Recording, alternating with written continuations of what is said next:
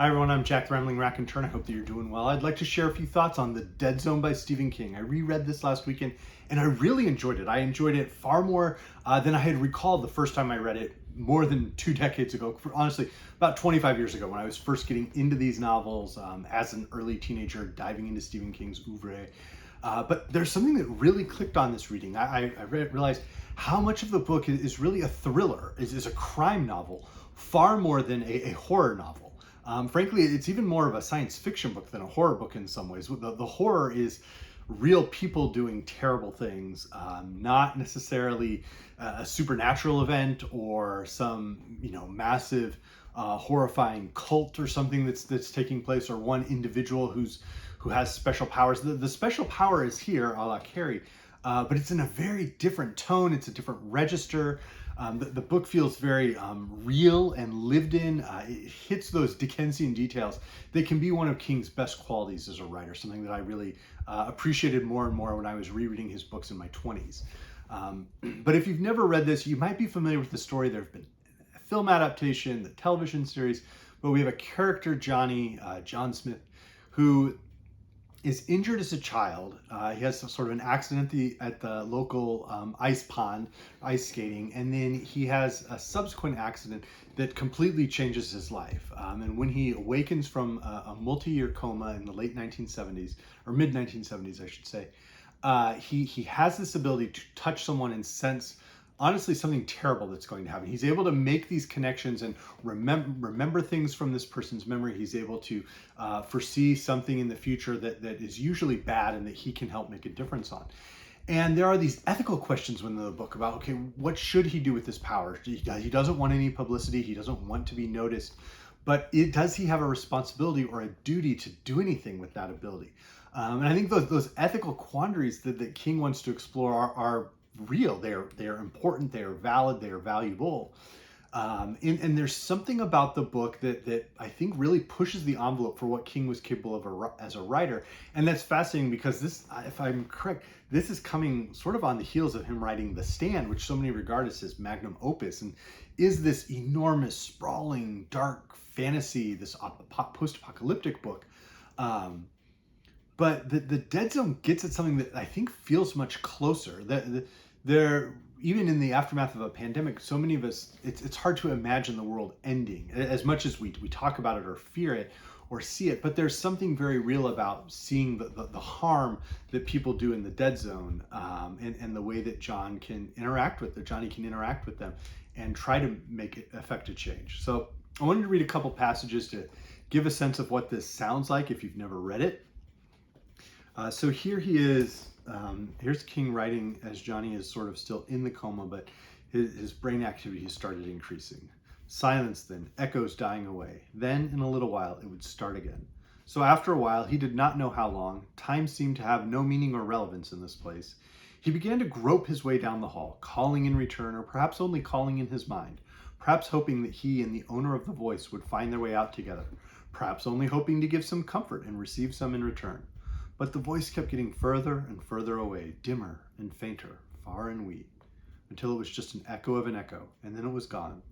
He was alone now, walking down this gloomy and deserted hall of shadows, and it began to seem to him that it wasn't an illusion or a mirage or a dream, at least not of the ordinary kind. It was as if he had entered limbo, a weird conduit between the land of the living and that of the dead. But toward which end was he moving? Things began to come back, disturbing things. They were like ghosts that joined him on his walk, fell in on either side of him, in front of him, behind him, until they circled him in an eldritch ring. Weave a circle round him thrice and touch his eyes with holy dread. Was that how it went? He could almost see them, all the whispering voices of purgatory.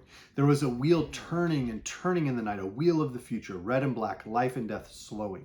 Where had he laid his bet? He couldn't remember, and he should be able to, because the stakes were his existence. In or out, it had to be one or the other. His girl was sick. He had to get her home. And the way that King dips into this consciousness and tries to grapple with what a person's mind might feel like in this limbo state, is well written. There's perhaps too many perhapses there, but there is something effective about that passage. And then a reading of what it feels like when Johnny gets this power to touch someone and sense what's happening. "Mr. Smith," Brown said, now totally flustered, "please, it's not good for you to excite." Johnny raised his upper body, perhaps 3 inches from the bed, and then slumped back, his face shiny with sweat. His eyes rolled helplessly in their sockets. "I'm 27, he muttered. 27? Oh, my Jesus." Brown swallowed and heard an audible click. When Smith had grabbed his hand, he had felt a sudden onrush of bad feelings, childlike in their intensity. Crude images of revulsion had assaulted him. He had found himself remembering a picnic in the country when he had been 7 or 8, sitting down and putting his hand in something warm and slippery. He had looked around and had seen that he had put his hand into the maggoty remains of a woodchuck that had lain under a laurel bush all that hot August. He had screamed then, and he felt a little bit like screaming now, except that the feeling was fading, dwindling, to be replaced with a question. How did he know? He touched me and he knew. Then 20 years of education rose up strongly in him, and he pushed the notion aside. And that sense of the eerie that King conjures throughout the book is very effective. He doesn't, I think, overdo this ability that Johnny has, this precognition or this postcognition, this sense that he's able to use to try and figure out what's going on. And it's crucial that Johnny doesn't get these like hyper detailed senses of what's going to happen. He might see a face, but he usually can't recall a location. There are like names and things that drift out of, and he can't quite grasp onto. And he refers to them as being in the dead zone, that there's this place in his brain that he can't recall memories from. And they do these tests, and there's a theory that, it's more of a science fiction type explanation, that something has changed in his brain, and it's not supernatural. It's just this pressure on his brain, this push and development in his brain that is different from that of others, of the typical human mind. And so the way that the book develops is really, I think, well done. The other part that makes the book incredibly relevant and effective is the description of Greg Stilson and his populist campaign to be a mayor in New Hampshire, and then a congressman in New Hampshire, and ultimately to pursue a higher office. And the danger that is associated with him. We see in detail, in specific detail, what he's doing, the people he gathers around him, the violence and destruction, and the fear that he creates and generates around him in his wake. When we're first introduced to him, he's assaulting an animal, and he just continues to reveal himself to be this truly reprehensible creation that is stunningly realistic, stunningly relevant today. And so I think the book, frankly, is well worth reading. If you've never read Stephen King, this is one of, I would say, the better places to start. It's not his most horrifying book. It's perhaps not his most typical book, but there's something that he captures here, the way that he draws the communities around him that I think are really effective. The chase of a serial killer, and the way that we're privy to some of that character's thoughts, even though we don't know the character's name. The way that Johnny and a sheriff start to try and piece together little bits of evidence and figure out who this could be and what to do about it in the middle of a New England blizzard is incredibly effective. It's incredibly tense, and it's very powerful. So let me know if you've read this one, if you are a fan of King. I know there are plenty out there. I'm a give or take fan of King, but I really did enjoy The Dead Zone. Thinking of it within the context of King's books, I had mentioned that I believe he wrote this. I believe this is his first Castle Rock book, and it's also his first sort of novel that I can recall after The Stand. Let's see. Yeah, I'm pretty sure.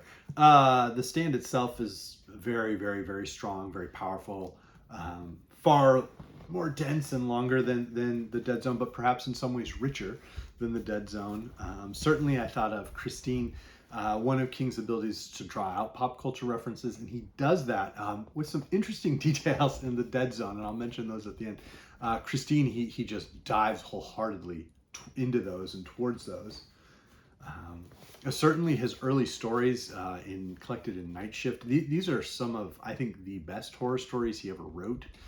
There's something that's very raw and powerful about them, and in The Dead Zone, there's something raw and powerful about the narrative. It's more polished than some of his earlier novels, but he gets back into this more immediate story than the sprawling cast of characters that he has in The Stand. And then I'm thinking of rereading Misery, coming up maybe sometime this fall. Haven't read this one in a while, but I think that's one that again feels a little more compressed rather than dense, compressed and tense. In terms of some other influences, I think his exploration of sort of precognition, it pairs well with what Philip K. Dick was doing, whether it was in The Golden Man, where someone has this individual has this ability to see just these tiny things and like react to it, and think through like piece by piece what could happen, and the way that story is told, or comparing that to the Minority Report, totally different ways that Dick approached those ideas, and King has his own way of exploring that. Some other books that I found thematic links to, I think the Serial Killer passages reminded me of Beck and his team chasing a killer in The Man on the Balcony. This is one of the darkest, I think most frightening police procedurals I've ever read, and The Dead Zone I think it has some similar feelings. The certain passages recall Jeffrey Household's Rogue Mail and a choice Johnny has to make, a choice that the narrator here had to make. Some of the passages, the theme and the tone are totally different from Dennis Johnson's Angels, but some of the passages, the way that we see life in the 1970s and life for people who don't have a lot. They have perhaps just enough or not quite enough, but they don't have everything they want, and the lengths they will go to get that, I think is well reflected in this book. And there's a desperation, a raw desperation, I think, to both. And then as well, there's a sense of humor, there's a sense of irony, but there's also this sense of dread that underlies The Dead Zone that reminded me of the stories collected in Laughable Loves by Milan Kundera. And finally, for the somewhat hilarious pop culture references that King throws in, he notes that books that have been, banned from the reading list in schools in the 70s include Catcher in the Rye by JD Salinger and Rabbit Run by John Updike. And Johnny's very frustrated by this. He can't believe someone would not want to use those to teach high school students and learn. And I think Catcher in the Rye is one that still gets assigned, but I'd be really curious to know the last time someone was assigned a John Updike novel in a high school or in a college English class. So please let me know if you're a part of that. But as always, I hope everyone's doing well, and let me know what you think of The Dead Zone. Thank you.